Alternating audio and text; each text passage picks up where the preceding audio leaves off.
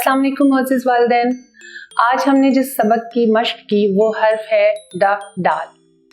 ड डाल बच्चों को ज़हन नशीन करवाने के लिए घर में आम तौर पर जो हमारे सबसे करीब चीज़ होती है हम उससे उस बच्चे की पहचान करवाएं।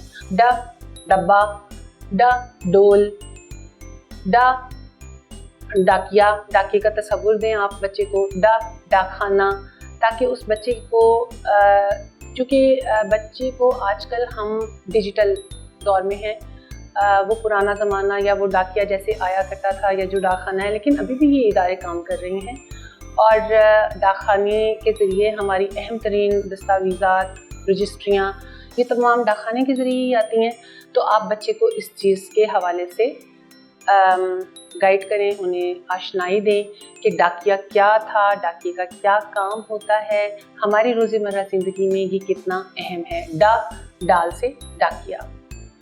एक लफ्ज़ की पहचान के लिए जब हम उसके पीछे एक छोटी सी कहानी बना देते हैं तो बच्चे को वो ज़हन नशीन हो जाती है। डोल हमारा बहुत ही आम सादा सा एक लफ्ज़ है और हमारी रोज़मर्रा ज़िंदगी में निहायत अहम है, जो कि बहुत आम इस्तेमाल होता है। बच्चे को जिस वक्त हम इन हवालों से डाल के लफ्ज़ की आशनाई देंगे तो वो जल्दी इसको पिक करेगा।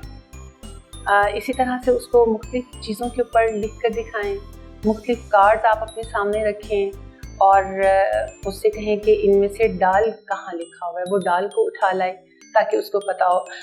लिखते हुए इसको आपने बच्चे के ज़हन में बिल्कुल ये तासुर नहीं देना कि ये कोई मुश्किल चीज़ आ गई है या कुछ नया आ गया है।